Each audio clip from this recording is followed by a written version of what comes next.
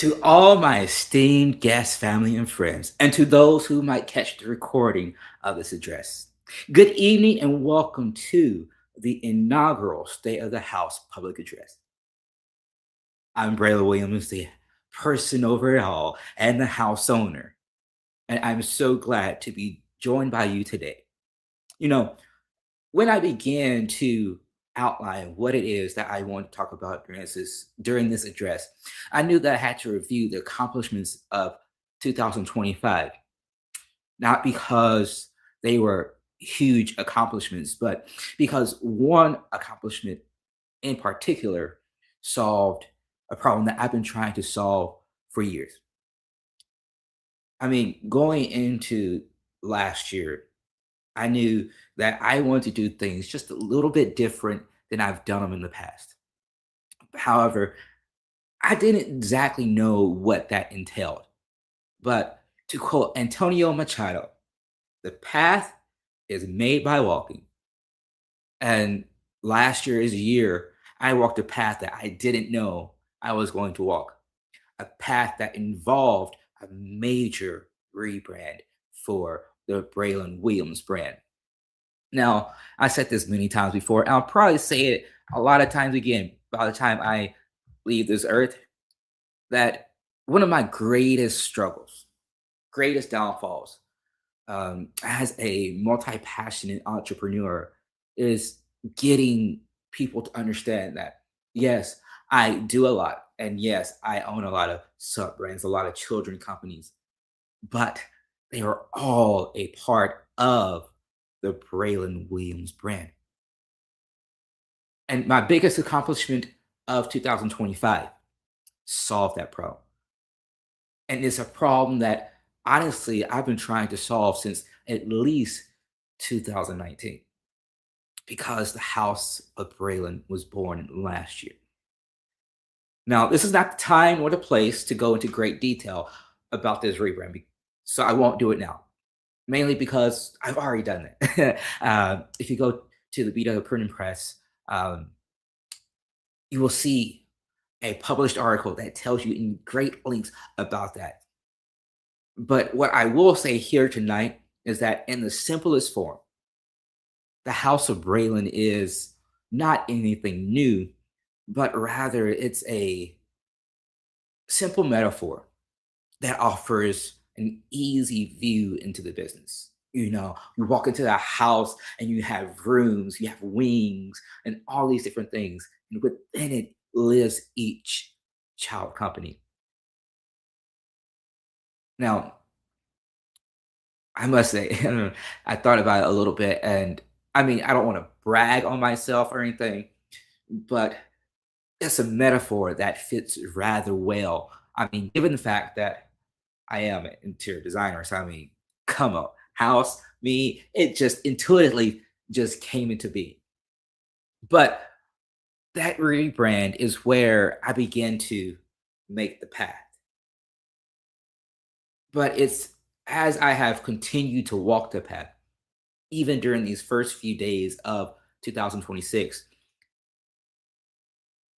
I have been, for lack of a better term, burdened by a burning question.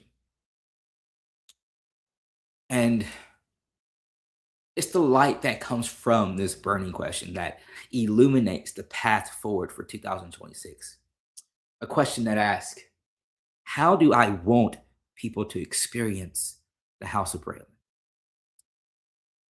That one simple question is the catalyst for all the things that I have planned and want to plan for 2026.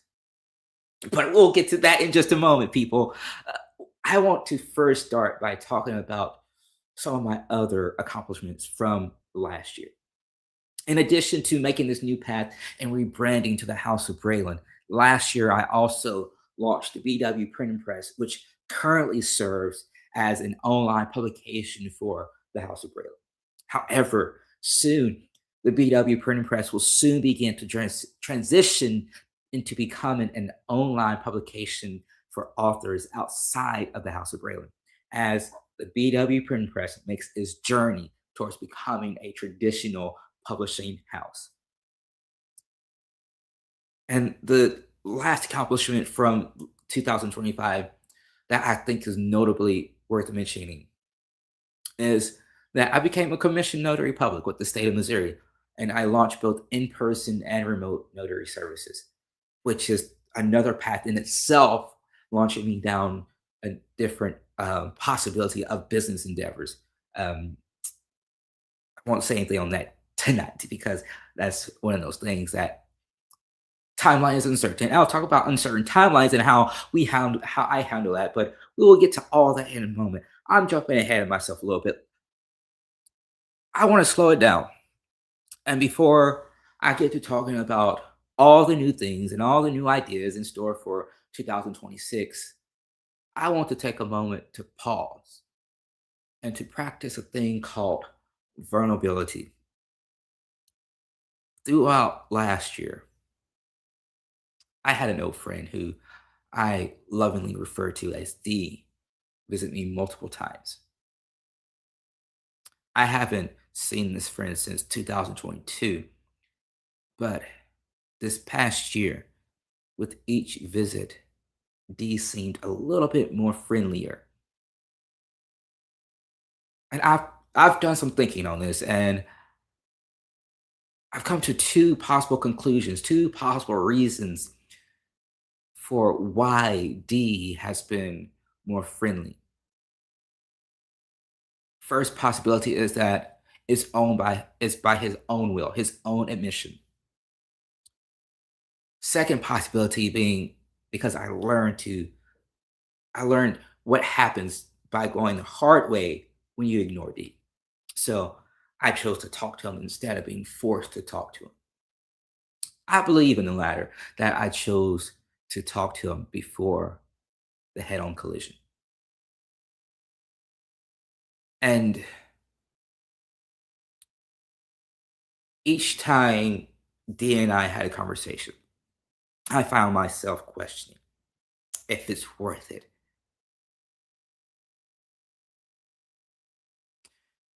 Is the generational wealth that I want to build worth the current emotional strain? I've had to contemplate that.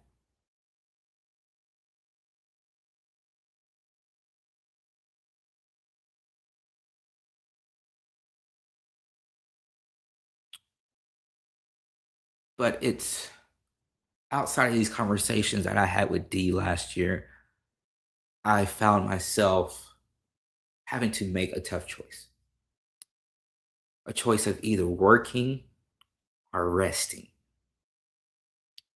And there were days where I would sit down to do some work, open up my MacBook, and then close it immediately, oftentimes more than once in the same day.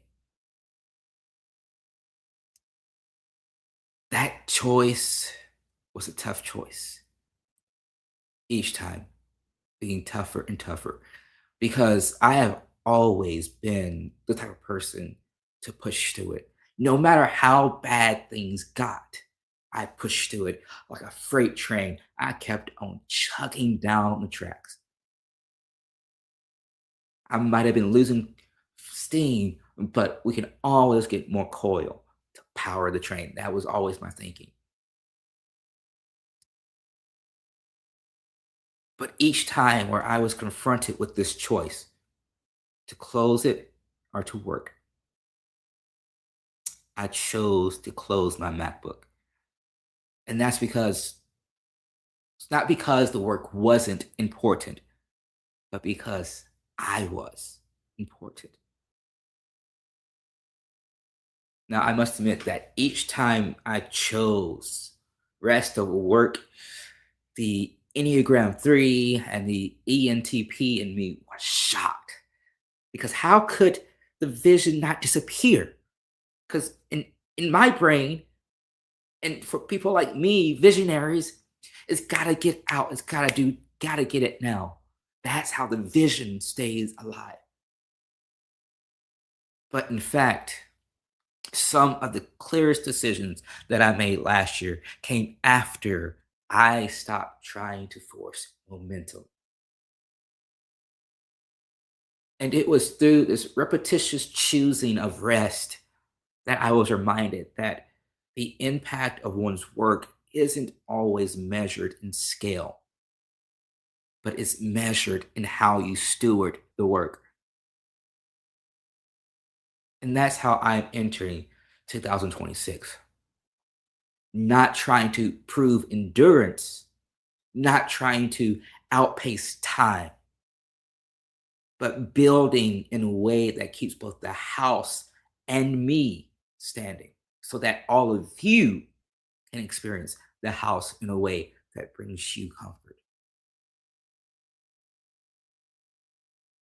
But let's come back to present day. We're here in 2026, so let's talk about 2026 and the things that are being established. As I continue to walk the path, I begin to better understand that some things take more time to prepare for establishment, which that realization is like a knife in the heart to someone like me, someone who is an Enneagram 3 and E into P on the Myers Briggs type indicator. It's just, you stabbed me right there. But I survived and I learned through two possible launches that could have happened last year how important it is to let things have more time to develop. Because there were two services that I had my eyes set on. My goal was that before 2025 ended, I was going to launch these two services, but they had to be put on hold. Not because they weren't worth the time, but because they needed more time to incubate. The first thing is that I want to launch my own Enneagram and emotions coaching service. But as I begin planning how that would work, the framework of it, the how sessions would run, I came to this realization that I understand the Enneagram and I understand emotions. I can even talk about the Enneagram and talk about emotions all day long. But how do I talk about the two things in conjunction with each other that makes sense to others, especially to those who are babies in the Enneagram and our emotions world? So I took a pause and started to develop more and plan to launch my Enneagram and emotions coaching towards the end of quarter 1 of this year. And with the establishment of coaching service, I will also be unveiling a groundbreaking method of relating one's emotions back to their Enneagram type so that they can get a better sense and better see their internal profile more clearly. But let's take a moment and I would like for us to step back into the West Wing and walk down to the hall to see the offices of Morningstar Interiors. The second service that I wanted to launch in 2025 is a service that is exclusive to realtors called the Open House Styling and Guest Experience Collaboration. Originally, this service was supposed to be complimentary to realtors unless they chose to upgrade certain aspects of the collaboration. Unfortunately, due to financial setbacks, I had to take a moment and think, how can I still offer this service, but do it in a way that did not put any additional financial strain on the House of Braylon and Morningstar Interiors? And after some long, heartfelt processing, I decided that it was prudent to take this from being a free service to having a base cost of $200. So that's not ideal when I came up with this. I wanted this to be like the most least cost expensive service that we offer. But examining the case, $200 is the lowest cost that honors both prospective realtors who might choose the service and the House of Braylon. And it's with this new plan intact that we can now begin accepting collaborations next month for open houses happening in the spring.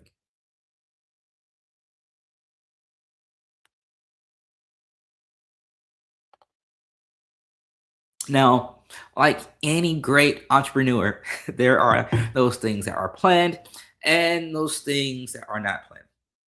And one thing I did not plan to launch, to establish, but just felt right to do as I began walking this new path involves photography. In September of last year, I bought a DSLR camera with the intent of using it for hobby purposes only and solely for content that was relevant to the House of Braylon. At least that was the plan for the next 2 years. But like I always do, I allowed myself to do a few event sessions for Delaware Elementary, and my brain began quickly to think of ways to one honor my original intent by also potentially using this as a business endeavor. And although I promised myself that I would not try to make photography into a business until around 2027, I had decided that I would soft launch a photography business. Now, doing a soft launch allows me to honor my self made promise, while also benefiting from it financially as I take on a limited number of clients. As you can see, from the first quarter plans alone, the House of Braylon has high expectations for 2026. But would you believe me if I said there was more in store? You probably would, and you probably wouldn't. If you knew me personally, you'll probably say, "Of course there is." But let's talk about the publishing front. This year, for the BW Printing Press, we will begin our public call for contribution pilot program. This pilot program will help foster a deeper community within the BW Printing Press, and it will also allow us to present fresh perspective and give writers a chance at publication. This is also a pilot program that is a stepping stone towards the BW Printing Press becoming an official imprint and publishing company. And this pilot program will be established sometime in the second quarter during the summer. And as I was envisioning 2026, I was like, all right, here's what we have for design, here's what we have for publishing, here's what we had just for overall brand vision. But what would the little kid version of me like to get back to this year? So I asked myself that question. What would kid Braylon want to do again? Something he might have done in the past, but hasn't really done a lot of recently. And that one thing that kid Braylon has been aching to do once again is public speaking. During high school, I was engaged with the public speaking industry by speaking at local events and churches. However, since college, other than doing a podcast, my engagement within the public speaking industry has dropped. Like I said, adult Braylon and kid Braylon have been aching to get back into the public speaking industry. So, in an effort to get back into public speaking, I have started developing an Enneagram boot camp and an Enneagram workshops and keynotes that will allow me to get involved in the public speaking sector again this year. Now, one of the keynotes that I have already begun developing is specific to how teachers can use the Enneagram to better understand their students and build deeper relationships with them. That keynote is already within its final development stages and expected to be ready to book for workshops by the start of the second quarter. There's a lot. There's a lot of things in store for the House of Braylon in 2026. And other things that we discussed already, those are the things that have a chance of coming into fruition. Those are the things that are 99% sure going to happen. But there are also some things that I would like to see become a reality. But right now, they're in their infancy stage. So they're more like dreams, and their timeline is really unknown. And since these ideas are still being fertilized into seedlings, I won't give explicit detail on them. However, I would like to give you a glimpse into the mind of me, into my mind. The first idea is to do some minor rebranding by changing the name of Enneagram Restore podcast and giving it a new look, a new feel, a new vibe. Idea number two is actually an idea that I've had since, I don't know, 2023. So, um, 3 or 4 years already. And I think this year is the year where it finally starts to begin to be fertilized into actual seed. And that idea is doing more podcast shows, both as a creator and a guest. And there's one final idea that would like to see happen this year. And that's small, intimate community gatherings, both in person here in Springfield, Missouri, and virtual. Let's just take a breath. That's a lot. But in closing, you can see, and there's no doubt about it, and it's not abnormal, but there are a lot of expectations and plans for the House of Braylon in 2026.